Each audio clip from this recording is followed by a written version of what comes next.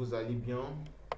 Nous sommes là ce matin pour faire encore d'autres séances d'exercice. Voilà, nous sommes là ce matin pour faire d'autres séances d'exercice. Et comme d'habitude, aujourd'hui, nous allons parler des lois de composition et groupe. Donc, il faut comprendre c'est quoi on appelle loi de composition et ce qu'on appelle aussi groupe. Donc, en petit 1, là, en petit 1, nous allons voir ce qu'on appelle une loi de composition. Donc, nous allons voir c'est quoi on appelle loi de composition. Donc, là, 1, définition, là, 1, définition. On dit soit E un ensemble, soit E un ensemble. Donc, quand on dit soit ça veut dire c'est un exemple. Donc, par exemple, E un ensemble. On appelle loi de composition interne, en abrégé LCI. Donc L c'est loi, C composition et I interne. Donc on appelle loi de composition interne sur E qui est quoi? E qui est l'ensemble. Toute application de E croit E dans E. Donc ça veut dire quoi? Donc soit E un ensemble. Donc on appelle loi de composition interne, entre parenthèses, LCI, sur E qui est l'ensemble. Toute application de E croit E dans E. Donc, ce n'est rien d'autre que... Donc, lorsque j'ai un ensemble, alors un ensemble, ce n'est rien d'autre que une loi qui est munie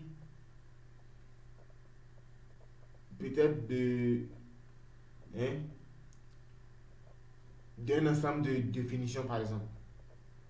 Bon, donc, quand on dit un ensemble, ce n'est rien d'autre que une loi qui est munie avec un ensemble de définitions. Une définition là, ça peut être R, ça peut être C. C c'est complexe, R c'est réel. Donc tout dépend. Donc là, vous avez vu ici, là, on dit soit et un ensemble. On appelle loi de composition interne, entre parenthèses LCI, sur E qui est l'ensemble. Toute application de E croit E dans E. Par exemple, donc là, par exemple, dans N, ensemble de nombres entiers naturels, dans N, on définit l'addition et la multiplication de deux entiers naturels. Dans R, on peut aussi définir la soustraction, qui est bien une loi de composition interne. Ça, loi de composition interne. Loi de composition interne. Ça. Loi de composition interne. Voilà. Loi de composition interne. C'est bon? Donc ça est une loi de composition interne. Bien. Deuxième point, on dit dans grand N encore. Donc ici, nous sommes toujours dans le cas des quoi? Nous sommes dans le cas des nombres entiers naturels. Donc on peut définir à partir de l'addition et de la multiplication usuelle d'autres lois de composition interne. Ainsi, à tout couple AB, ça c'est un couple AB de N, on associe A étoile B. A étoile B là, l'étoile que je vais le mettre en rouge, l'étoile qui est là, étoile. Ça, c'est une loi. Étoile ici est une loi. C'est bon? Étoile est une loi ici. Voilà. Ici, étoile est une loi. Ça.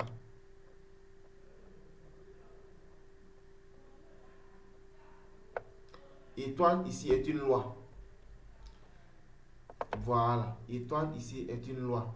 Mais il faut comprendre que les lois, la multiplication est une loi. La soustraction est une loi. L'addition est une loi. C'est bon? Étoile est une loi. Point même est une loi. Voilà. Donc, on dit tout couple AB de N, on a associé A étoile. Donc, A étoile B égale à A plus B plus AB. Par contre, l'application qui a le couple AB associé A plus B sur 1 plus AB n'est pas une loi de composition interne pour grand N. Définition 2. Est-ce que vous suivez un peu? Définition 2. Deuxième définition. Deuxième définition. Deuxième définition. Viens. Je suis venu un peu haut. Je suis venu un peu haut. Voilà. Là. Donc, définition 2. Soit T. Donc, tout à l'heure, je vous ai expliqué. Quand on dit soit en mathématiques, ça veut dire par exemple. Donc, ici, on dit soit T, une loi de composition définie sur E. Donc, E qui est un ensemble. Si vous comprenez un peu. Est-ce que vous comprenez un peu? Donc, ici, T ici est la loi. T ici est la loi. T qui est là. T qui est là est une loi de composition interne. Est-ce que vous comprenez un peu? T qui est là, T qui est là est une loi de composition interne.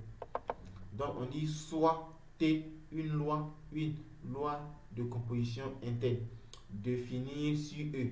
Donc ici, T qui est là, ça peut être étoile, ça peut être une multiplication, ça peut être une soustraction, ça peut être aussi une addition. Donc, le T qui est là peut prendre plusieurs lois. C'est pourquoi ici, ils ont mis soit. On veut dire par exemple.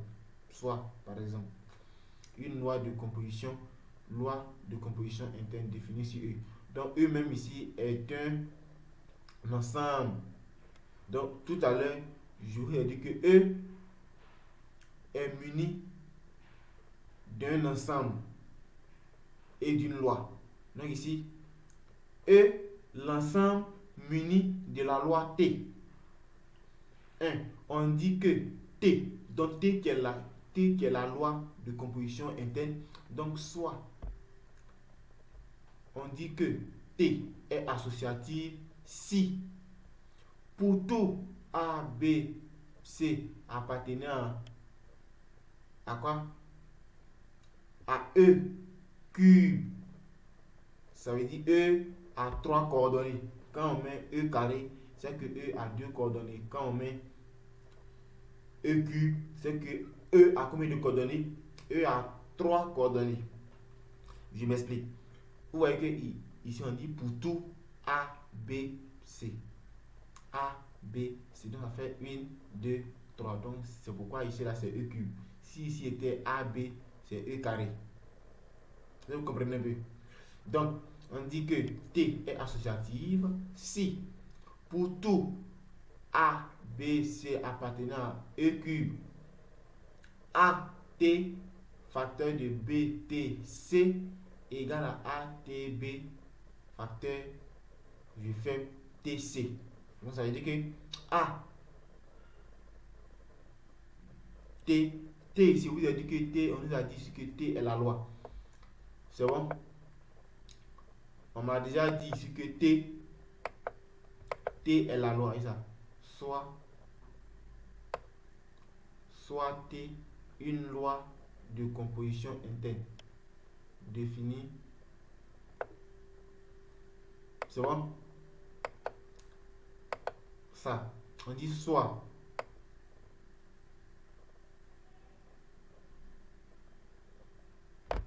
On dit soit T, une loi définie sur E. Donc je sais déjà que T est une loi. Voilà, T ici est une loi. Toute cette phrase-là. veut dire que T est une loi. Voyez ça. Ça. Voilà. T est une loi de composition. Voilà. Donc T est une loi de composition interne. Donc T ici est la loi. T c'est la loi. Donc AT. Donc T peut être peut-être étoile. Ça peut être point. Point même. Point. Point. Point. Voilà. Ça peut être plus. Ça peut être moins. Tout va dépendre de la loi qu'on donne dans l'exercice. Et il faut comprendre aussi que chaque exercice a sa manière d'être traité. Chaque exercice a ses composants. Donc, voilà. Donc, il faut faire très attention. Ici, on dit que T est commutatif si c'est facile pour tout AB. C'est 1, 2. C'est pourquoi ici, il y a E carré. Vous voyez que ici, il y a E carré. Parce que les coordonnées, on n'a seulement que 2 coordonnées. Or, ici, on avait jusqu'à combien de coordonnées? On avait jusqu'à 3 coordonnées. Si vous comprenez un peu. Voilà. C'est bon? Donc, on dit que T est commutatif si, voilà, ça appartient. Donc, ATB est égal à BTA. Donc, ici, si la loi, si A, si par exemple ici, T qui est là, c'est étoile, par exemple. Donc, étoile ici est la loi de composition interne. Donc, j'aurai A étoile facteur de B étoile C qui est égal à A étoile B facteur étoile C. C'est bon? Donc, si on vous demande de démontrer qu'une loi, elle est associative, donc c'est ça il faut dire d'abord. Il faut dire ça d'abord. Voilà, donc cette condition-là doit être respectée d'abord. Voilà. Donc A, T, facteur B, T, C doit être égal à facteur de B, T, C, facteur T, étoile C. Donc c'est la seule condition pour qu'une loi soit commutative et soit associative plutôt. Donc dans le cas de on dit que la T est commutative si pour tout AB appartenant à E carré, j'ai déjà dit ça ici, parce que ici il y a 2 coordonnées. Donc AB appartenant à E, ça veut dire que ATB est égal à BTA. Donc si cette condition est respectée, alors on pourra dire que la loi elle est commutative. 3. On appelle élément neutre